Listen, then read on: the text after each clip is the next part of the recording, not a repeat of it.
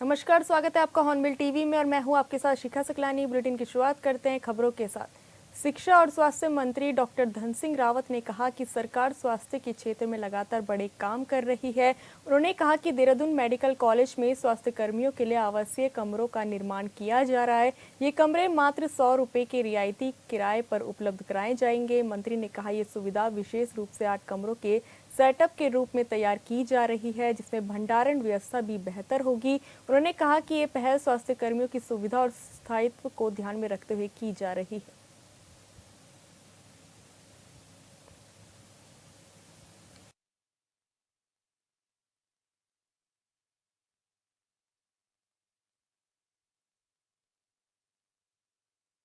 क्या आप देख रहे हैं कि स्वास्थ्य विभाग में हम निरंतर जो है एक से एक बड़े काम कर रहे हैं। अब हल्द्वानी में और देहरादून मेडिकल कॉलेज में हम 350 कमरों के एक जो तीमरदार हैं उनके लिए जो है आवास बना रहे हैं, ताकि जितने भी मरीज के साथ जो तीमरदार आते हैं उनके लिए बहुत सस्ते रेट में 100 रुपये में कमरा उनको मिल जाएगा और खाना भी मिल जाएगा। तो आज वो एमओयू हमने किए हैं और बहुत जल्दी जो है तीमरदारों के लिए एक बहुत अच्छा जो है आवास वहाँ पे बनेंगे, ताकि उनको कोई दिक्कत। पूर्व मुख्यमंत्री हरीश रावत ने गैरसैंण को स्थायी राजधानी बनाए जाने को लेकर सोशल मीडिया पर पोस्टर जारी किया, जिसके बाद सियासी घमासान तेज हो गया। बीजेपी विधायक खजान दास ने इस पर तीखी प्रतिक्रिया देते हुए कहा कि हरीश रावत अब केवल मुंगेरी लाल के सपने दिखा रहे हैं, जो कभी पूरे नहीं होने वाले। उन्होंने तंज कसा है कि कांग्रेस सत्ता में लौटने का सपना देख रही है, लेकिन जनता अब गुमराह नहीं होने वाली। खजान दास ने सवाल उठाया कि जब हरीश रावत खुद मुख्यमंत्री थे तो उन्होंने गैरसैंण को राजधानी क्यों नहीं बनाया, जबकि उनके ही कार्यकाल में बहुगुणा सरकार ने गैरसैंण में विधानसभा सत्र तक आयोजित किया था। उन्होंने हरदा के बयान को महज एक राजनीतिक शिगुफा बताया और कहा कि कांग्रेस की सीटें और भी घटेंगी, क्योंकि इस तरह की बयानबाजी से बीजेपी और ज्यादा मजबूत हो रही है।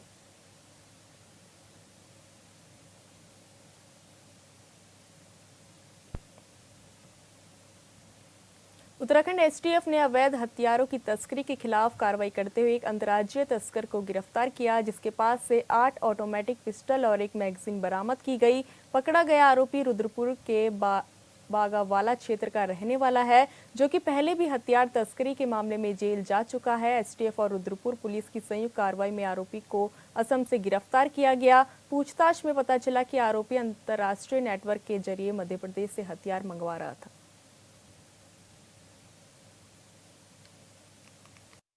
एसटीएफ द्वारा जो 3 इलीगल वेपन्स के जो गैंग को बस्ट किया गया है, जिसमें कि एक पहला चीनू पंडित गैंग था, ग्रुप था, जिससे कि 3 पिस्टल और एक सीएमपी मिला था। फिर उसके बाद एक न्यूजीलैंड बेस्ड एक गैंग था, और जो जिसका मास्टरमाइंड न्यूजीलैंड लोकेशन जिसकी है, और उसमें 2 पिस्टल काशीपुर से बरामद हुए थे। उसी कड़ी में तीसरा गैंग है, जिसमें कि ये खजान सिंह एक अरेस्ट हुआ है। ये बागवाला रुद्रपुर का रहने वाला है। पूर्व में भी इस पर मुकदमा है लूट का और इलीगल वेपन सेल का। इससे 8 पिस्टल सेमी ऑटोमेटिक पिस्टल जो हैं ये बरामद हुई हैं, और इसके साथ जो 3 लोग और थे, युवराज, जगजीत और गुड्डू, ये 3 फरार हो गए हैं। तो ये वांटेड हैं हमारे। तो ये लोग मध्य प्रदेश से लेके आए थे पिस्टल, और जो बैकवर्ड लिंकेजेस है जहाँ से पिस्टल लेके आए थे उनसे भी हम जांच कर रहे हैं, और मध्य प्रदेश पुलिस से भी हमने संपर्क किया है।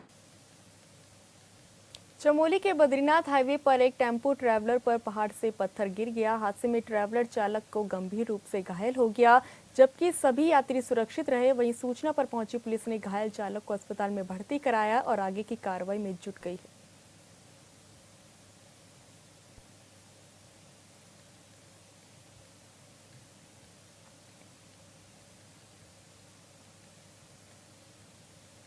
जसपुर के मेघावाला गांव में ग्रामीणों ने गांव के राशन डीलर के खिलाफ तहसील परिसर पहुंचकर खाद्य विभाग कार्यालय के बाहर प्रदर्शन किया और राशन डीलर के खिलाफ कार्रवाई की मांग की। ग्रामीणों का आरोप है कि राशन डीलर ग्रामीणों को परेशान करने और पंचायत चुनाव का माहौल बिगाड़ने की कोशिश कर रहा है।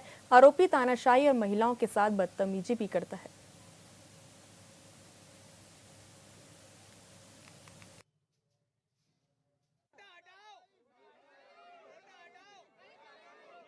ये ग्राम मेघावाले में राशन डीलर सुधीर कुमार जी हैं। वो राशन बांटते हैं।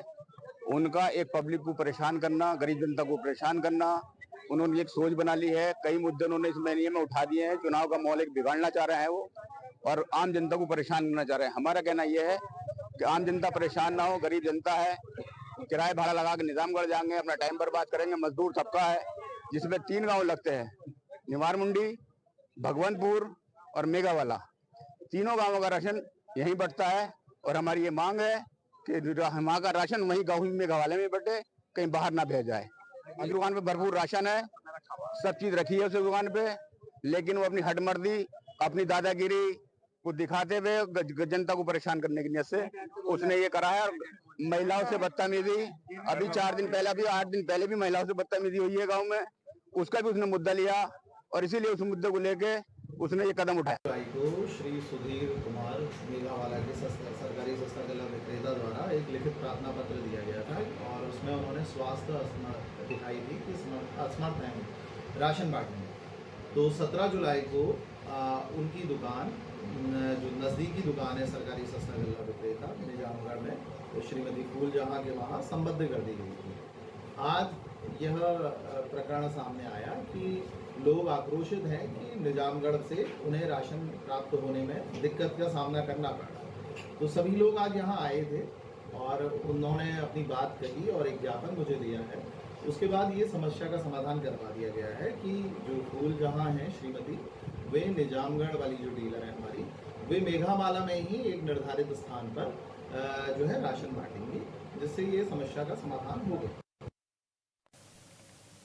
उत्तराखंड और यूपी सरकार के आदेश पर महीनों राजनीति के बीच अब सुप्रीम कोर्ट ने आदेश पर मोहर लगा दी है। सुप्रीम कोर्ट ने कांवड़ यात्रा मार्ग पर स्थित ढाबों और रेस्टोरेंट में QR कोड के माध्यम से नाम प्रदर्शित करने का आदेश दिया। कोर्ट ने ग्राहकों को भोजन की सामग्री और तैयारी के तरीके जानने के अधिकार पर भी जोर दिया। इस रिपोर्ट में देखिए।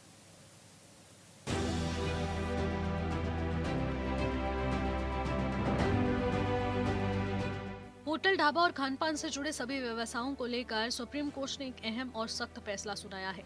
कोर्ट ने साफ शब्दों में कहा है कि जो भी होटल या ढाबा संचालक फूड लाइसेंस लेकर व्यापार कर रहे हैं, अब अपने बोर्ड और नाम में वही पहचान सार्वजनिक करनी होगी जो लाइसेंस में दर्ज है। यानी जिस नाम से लाइसेंस लिया गया है वही नाम चश्मे की तरह साफ दिखना चाहिए। और ये भी कहा गया कि साथ ही टैक्स कोड भी अंकित करना जरूरी होगा। में जो ये बारकोड सिस्टम है, जिससे पता चलता है कि ये ढाबा किसका है, इस ढाबे की पहचान क्या है, तो ये मेरा कहने का मतलब ये है कि यही रहना चाहिए मोस्टली। ठीक है जी, जो कि आने से, जैसे कि जो भी तीर्थ स्थल पे जो भी लोग आ रहे हैं, उन्हें पता होना चाहिए वो किस ढाबे पे खा रहे हैं, और वो ढाबे वाला कैसे, उनकी रेट लिस्ट क्या है, वो सारा एक्सप्लेन होना चाहिए। सुप्रीम कोर्ट ने ये भी कहा कि बिजनेस करना सभी का हक है, लेकिन अपनी असल पहचान छुपाकर काम करना जुर्म है। इस फैसले का सीधा असर उन कारोबारियों पर पड़ेगा जो धार्मिक आयोजनों पर या भीड़ वाले आयोजनों पर अपनी पहचान छुपाकर आस्था का लाभ उठाने की कोशिश करते हैं। कोर्ट के इस फैसले को लेकर शिव भक्तों में भारी उत्साह है, और ऐसे में सुप्रीम कोर्ट के निर्णय का स्वागत किया गया। श्रद्धालुओं का कहना है कि आस्था के साथ कोई खिलवाड़ अब बर्दाश्त नहीं होगा। जो लोग धार्मिक आड़ में व्यवसाय करते हैं, अब वो सतर्क हो जाएं। वहीं जब मीडिया ने ढाबा और रेस्टोरेंट कारोबार से जुड़े संचालकों से बात की, तो उन्होंने भी कोर्ट के आदेश को सराहा है। एक संचालक ने कहा कि हमें अपनी असल पहचान दिखाने में कोई परेशानी नहीं है, बल्कि जो लोग फर्जी नाम से या पहचान छुपाकर व्यापार कर रहे हैं, उनके खिलाफ कार्रवाई होनी चाहिए। भैया देखो, ये फैसला बहुत ही अच्छा फैसला है। पिछली बार सुप्रीम कोर्ट ने इस पर रोक लगा दी थी जब अपने उस पर नाम लेके लिख के कारोबार करना था, लेकिन जो इस बार QR कोड का फैसला आया है सरकार का, वो बहुत ही अच्छा फैसला है, क्योंकि हम अपनी पहचान छुपा के क्यों व्यापार करें, चाहे कोई किसी भी समुदाय वर्ग जाति का हो, हमें अपनी पहचान नहीं छुपानी चाहिए। ढाबा संचालकों ने इस बात पर जोर दिया कि सुप्रीम कोर्ट का यह फैसला सिर्फ कांवड़ मेले के दौरान ही नहीं, बल्कि पूरे देश भर में हमेशा के लिए लागू होना चाहिए, ताकि हर उपभोक्ता को ये पता हो कि किसके पास खा पी रहे हैं और किसी तरह की आपत्ति या दिक्कत की स्थिति पर जवाबदेही तय हो सके। बोर्ड का जो फैसला आया बहुत बढ़िया फैसला है, बिल्कुल सही फैसला आया है। दुकानदारों के पक्ष में फैसला आया है। ये आदमी को अपनी पहचान छिपाने से कोई फायदा नहीं। जो अपनी पहचान है, अपने ढाबे का नाम है, अपना नाम है, वो उजागर करें, और ये सब दुकानदारों के लिए बढ़िया है, और सब दुकानदारों को सुप्रीम कोर्ट का आदेश करना चाहिए। कोर्ट का ये फैसला न सिर्फ पारदर्शिता की दिशा में एक ठोस कदम है, बल्कि सामाजिक सौहार्द और उपभोक्ता हितों की रक्षा के लिए एक मिसाल बन सकता है। लेकिन इस पर राजनीतिक बयान भी अब सामने आने लगे हैं। राजनीति से जुड़े लोग भी अब कोर्ट के इस फैसले में अति उत्तम इसको बताते हुए नजर आ रहे हैं और उनका कहना है कि इस फैसले का हम भी स्वागत करते हैं। मेरा ये मानना है कि जिस तरह से जो उत्तराखंड की सरकार है और उत्तर प्रदेश की सरकार है, जिस तरह से बीच में बहुत सारे ऐसे मामले जो अपनी पहचान छुपाकर दुकानों को खोलने के हुए थे, और जो इनका जो दूसरे धर्म का थूक जिहाद और इस तरह के बहुत सारे मामले जिसके सोशल मीडिया पे लगातार वीडियो जारी होते रहते हैं, इसी को लेकर जो दोनों सरकारें हैं उन्होंने इस तरह के डिसीजन दिए थे कि कहीं ना कहीं आपको अपनी पहचान बताकर अपनी दुकानों को, अपने ढाबों को, अपने प्रतिष्ठानों को खोलना चाहिए। आदेश में कोर्ट ने कहा कि संबंधित होटल मालिकों से अनुरोध करते हैं कि वह कानून से जरूर लाइसेंस लें और पंजीकरण प्रमाण पत्र पारदर्शिता करने के आदेश का पालन करें। और लोगों को ये जानने का अधिकार है कि इससे पहले सरकार के आदेश पर विपक्ष ने कई तरह के सवाल उठाए थे। Bureau report, hornbill TV. Uttarakhand राज्य आंदोलनकारी सम्मान परिषद ने राज्य के आंदोलनकारियों के कल्याण को लेकर लगातार कोशिशें की जा रही है। परिषद के अध्यक्ष सुभाष बर्दवाल ने बताया कि दायित्व संभालने के बाद से उन्होंने परिषद को पूरी तरह आंदोलनकारियों के हित में सक्रिय करने का काम शुरू किया। हाल ही में सचिवालय में एक अहम बैठक भी की गई, जिसमें आंदोलनकारी चिन्हीकरण, सम्मान पेंशन बढ़ोतरी, 36 आरक्षण को प्रभावशाली तरीके से लागू करने समेत 14 बिंदुओं पर विस्तृत चर्चा की गई।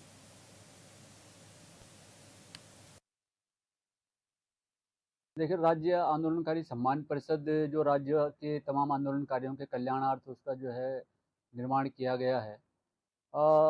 जब से मुझे जो है दायित्व मिला है, मैंने प्रयास किया है कि उसको आंदोलनकारियों के हित में गतिमान किया जाए और इसी निमित्त एक वृहद बैठक जो है सचिवालय के अंदर मैंने जो है आहूत करवाई थी गृह सचिव की अध्यक्षता में, जिसमें करीब 14 बिंदुओं के ऊपर जो है उसमें चर्चा हुई। बहुत सारे बिंदु थे, जैसे चिन्हीकरण का के संदर्भ में बहुत सारे आंदोलनकारी जो रह गए उनके पुनः जो है चिन्हीकरण की प्रक्रिया शुरू हो। सम्मान पेंशन की बढ़ोतरी थी, 10% 36 आरक्षण जो प्रभावशाली तरीके से नहीं इम्पोज हो पा रहा है, उसको किस तरह प्रभावशाली तरीके से हम जो है उसको धरातल पर उतारें।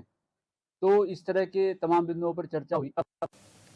उत्तरकाशी में नगर पालिका की कार्यशैली से हिंदू संगठन से जुड़े लोगों में भारी आक्रोश है। संगठन के लोगों ने जिलाधिकारी से मुलाकात की और कार्रवाई नहीं होने पर आंदोलन की चेतावनी दी है।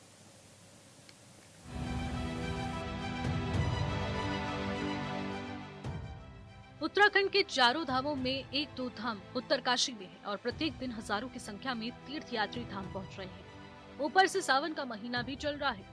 इन सब के बीच नगर पालिका ने मीट दुकानों को खोलने की अनुमति दी है, जिस पर अब विवाद खड़ा हो चुका है। ये जो आज का ये सावन का महीना है और उन्होंने जो मतलब जो आपका जिला परिषद ने वो उनको लाइसेंस दे रखे या नगर पालिका ने दे रखे हैं, ये गलत है। और इसको जो मतलब उसके बैलोज में लिखा हुआ आपका जिला परिषद के बैलोज में कि ये नदी नालों से 3 किलोमीटर दूर है और आपका शहर से जो है 1 किलोमीटर दूर ये होना चाहिए और वैसे नगर क्षेत्र का भी है। तो हमारे कहने में जो बैलोज है इनका, वैसे एनओसी मतलब इन्होंने एनओसी कैसी दे दी जिसको बोर्ड में पास हो जाना चाहिए और कई बार पहले भी बोर्ड में पास हो रखा है।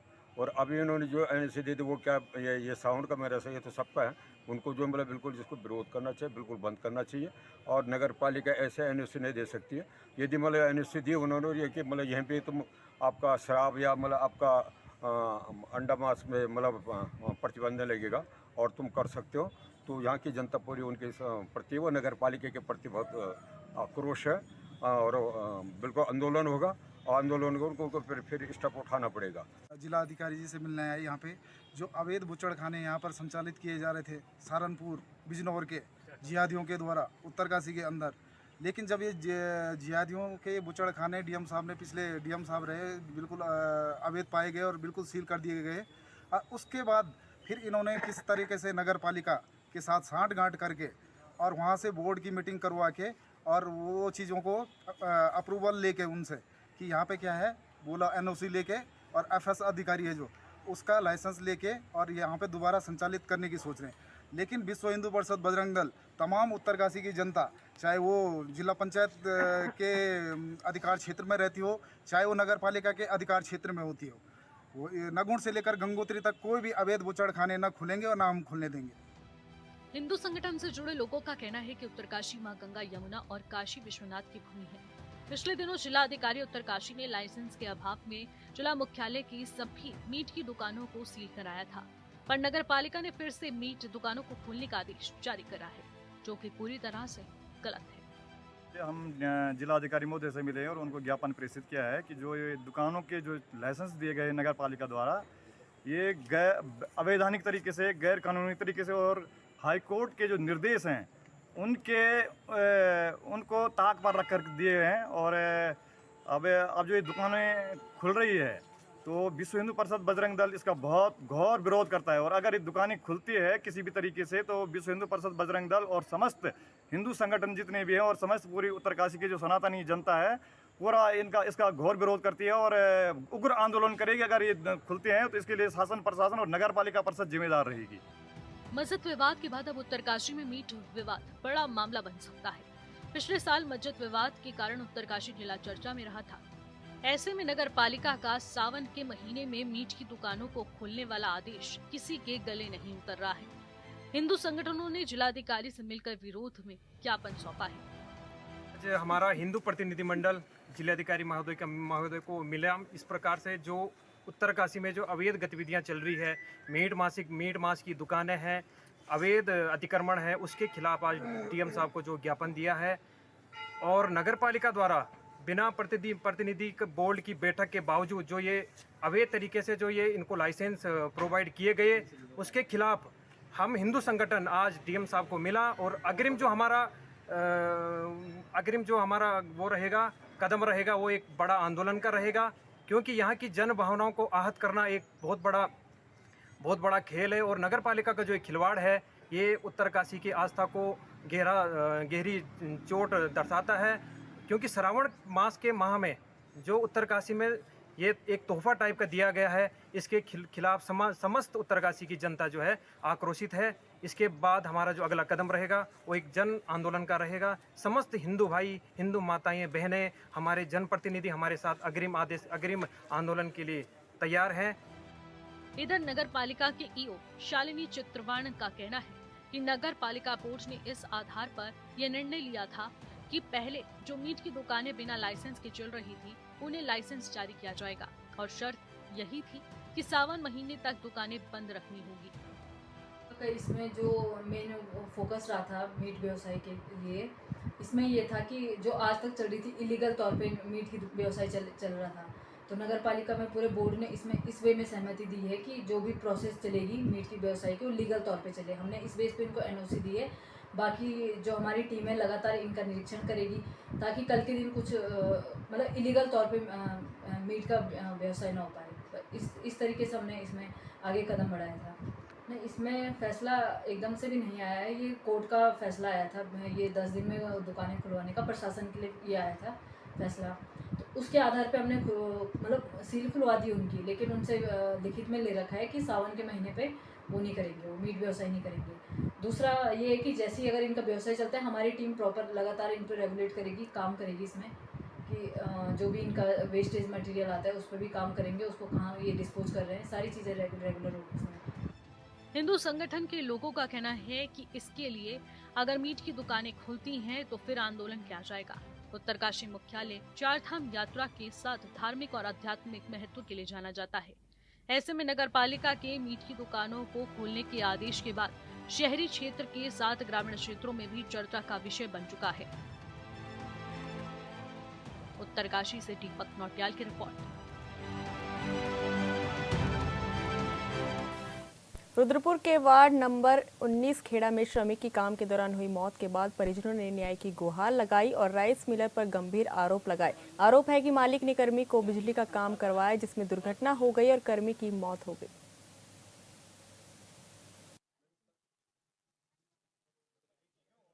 वो मेरे भाई का पोस्टमार्टम नहीं होने दे रहे हैं, सुशीला तिवारी में भी नहीं होने दिया और यहाँ भी मैं जहाँ भी जा रहा हूँ चौकी गया वहाँ कोई सुनवाई नहीं हुई। वो बोले कि आप जो है अंतिम संस्कार कर दो, उसके बाद हमारे पास आ जाना, हम जो है तुम्हारा मुकदमा दर्ज कर लेंगे।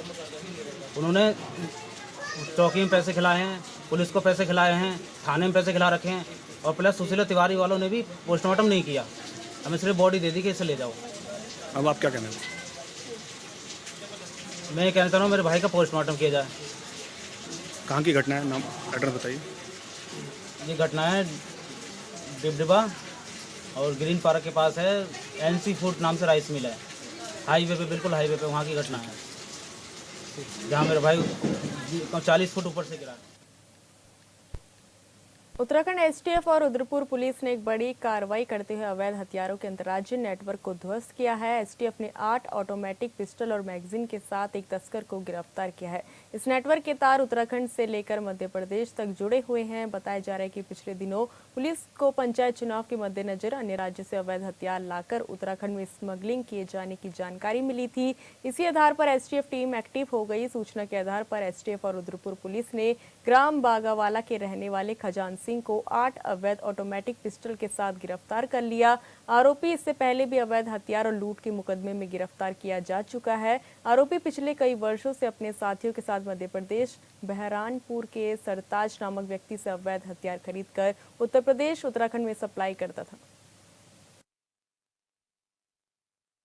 STF द्वारा जो 3 इलीगल वेपन्स के जो गैंग को बस्ट किया गया है, जिसमें कि एक पहला चीनू पंडित गैंग था, ग्रुप था, जिससे कि 3 पिस्टल और एक CMP मिला था।